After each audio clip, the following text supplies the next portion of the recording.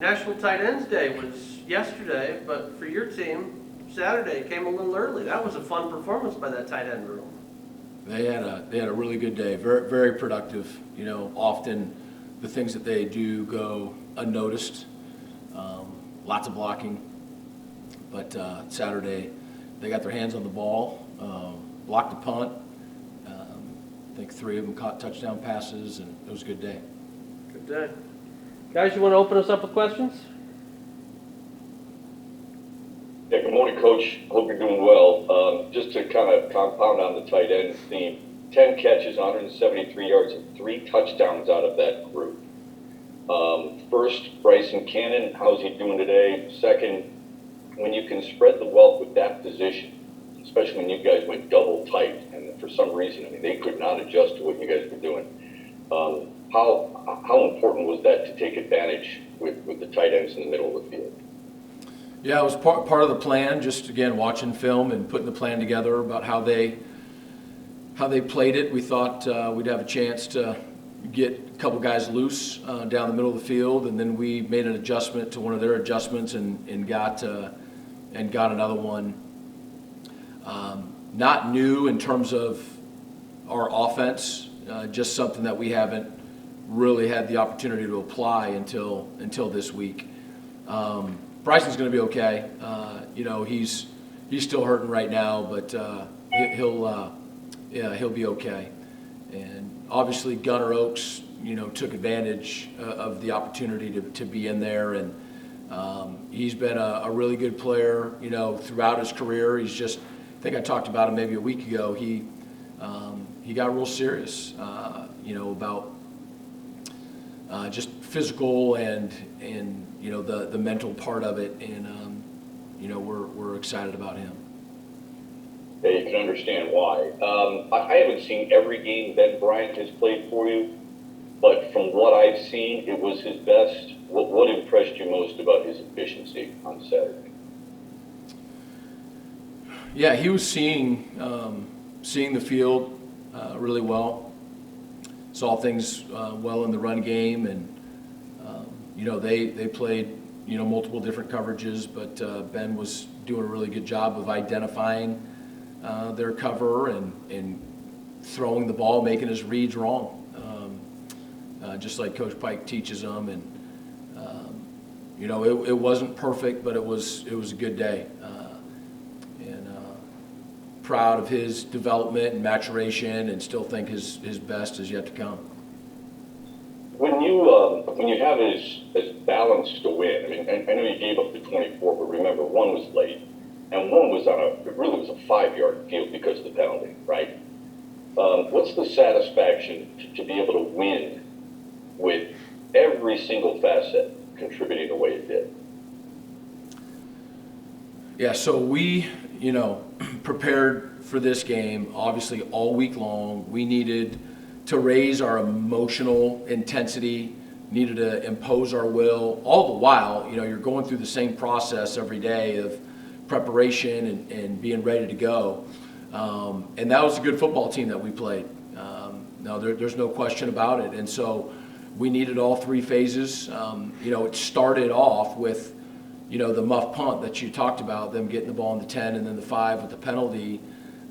Wasn't good, but special teams in the end came through big, and we won that battle. And then we won it, you know, offensively and defensively. So all 3 phases, like you said, and we've done that, but not regularly, not consistently. And so when we do that, it's a great feeling. You know, it's again all 3 phases. None of them were perfect, not even close. But for us to be successful, we have to play really, really hard, really smart, really tough, and play complementary football. You know, we've got to win the special teams battle, which we do most of the time, and then we've got to win, you know, the turnover takeaway. And in the last 3 games prior to this, we hadn't won it.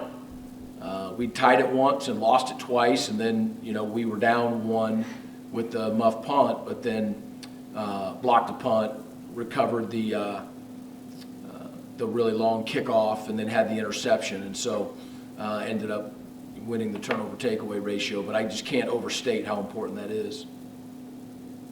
Well, you guys have played smart all year, only 3 penalties, if you can throw that in there. You guys you had 71 offensive plays. What's the right number, if there is one, for you as you watch your offense to try and get to feel like you're getting a chance to win? I know it's more about, hey, listen, it's what you do with the ball, but 71 plays is a good number of plays for a Saturday, don't you think? Yeah, I'd like for it to be a little bit higher. I'd like for it to be 75 or 80. Okay. But again, that's not a top 5 statistic. We were 3 and out. We had a 3rd and 2.5 or so and didn't get it, and so it was not a great start. And I think that had we got off to a better start, we may have had a couple more plays in the end. We're going to hear from TJ Peavy a little bit later on after you. Neil Nethery said last week that he has been perhaps the most improved on your defense. For a walk-on to be as instrumental in your defensive success says what about that young man? Yeah, he was a walk-on. He is somebody, though, that we recruited and had offered a scholarship to, out of high school, and he ended up going out to the Air Force Academy. We ended up getting him, a year or 2 after that, and he's everything that we thought he was when we recruited him and hoped that he would be when he got here.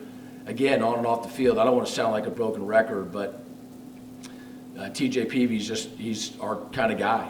He's a great human being, cares about his teammates. He's a good student, does things right. It's fun to be around, and he's a really good football player. He ended up playing corner out at Air Force, and we'd always seen him as a safety, and so it was a really good fit for us at the dog spot. And Noski had been injured essentially, all the offseason, and so really we're counting on TJ to be our dog. And then he got so good when Noski came back because of some other situations as well. We're able to play Noski at the Rover because of how much TJ had improved and how well he was playing. So he's really done well. We're very happy with him. Hey, lastly for me, Toledo's defense has been pretty good all season long. Their offense finally clicked against Western. I know it's a ways away, but knowing you've already begun the process of planning for the Rockets. What will be key against Toledo, do you think, a week from tomorrow? Yeah, so we're still figuring all that out, but they're really good. They're very talented. They've been playing 2 quarterbacks, and we've got to be ready for 2. Although they may have settled in with DeQuan Finn, but we need to be ready for both.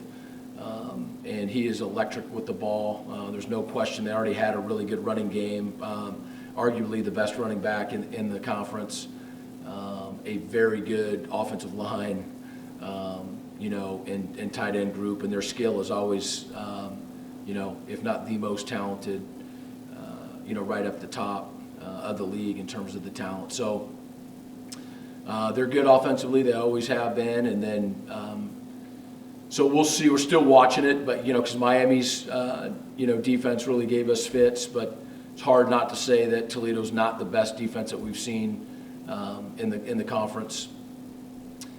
Still working through that right now, but starts with their D-line. They're very disruptive, very athletic, play really hard.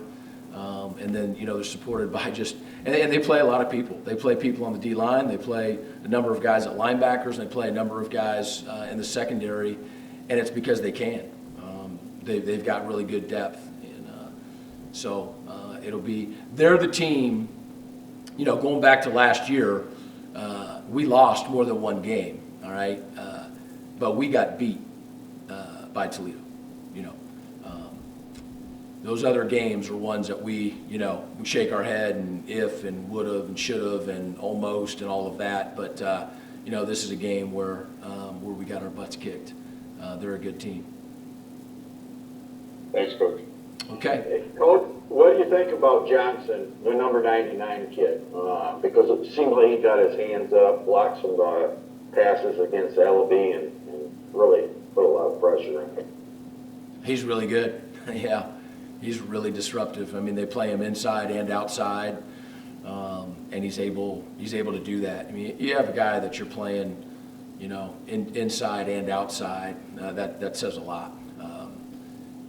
I'm telling you, they have a really good D line, and he's their best. Thanks. Yep. Coach, before we bring up TJ, I know one of the things that you've had is ability to get transfers from military programs. You figure you've got Luke Cameron from Army, you've got Dexter from Navy, and you've got now TJ from Air Force. What does it say when they come into your program and the discipline levels that they've been able to bring from those previous spots? Yeah, I mean, you mentioned those three guys. I mean, again, there are kind of guys. The fact that they're from military academies probably makes some sense. We do recruit against the military academies pretty often. They do a good job of recruiting, throughout the entire country, and I think are looking for, in many ways, similar fits. Those three guys that you mentioned are the kind of people we want in our program. TJ, you ready?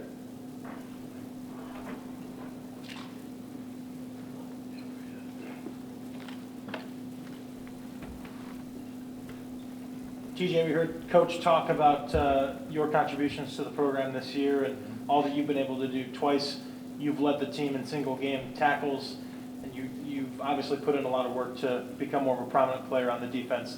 In your own mind, what's the biggest thing that you did this offseason and through the season so far to be able to make such an impact on the defense? I'd say Coach Nether has been really hard on me in defeating blocks, and I worked really, really hard at that during this off season, and with the help of my teammates, Noski, he's helped me a lot with that. I've also worked with the D-line to do a lot of defeating block things like that, so they helped out a lot, but mostly it was just Coach Nether. He worked with me. He was hard on me, but it helped it along. Matt? TJ, congratulations. Enjoy watching you play. Why do you think Eastern, Coach just mentioned that you're the perfect guy for them. What made this the right fit for you? Coming in, when I first met Coach Creighton, I knew right off the bat. He's a God-fearing man. Myself, I'm a God-fearing man as well. And I felt like I needed someone like that as a coach. And also knew Coach Reed and Coach Nethery from my recruiting back in high school. So they gave me a chance. A lot of people, when I was coming from the military academy at Air Force, they didn't really give me a chance like Air Force did. I mean, like Eastern did, and they stuck around with me, and I appreciate that. And I will never forget how Coach Creighton and Coach Reed still gave me that call when I was in the portal. So I appreciate them. How are you a better football player and a better leader now than perhaps when you first came out of high school in Fayetteville, Georgia, and went to the Air Force Academy?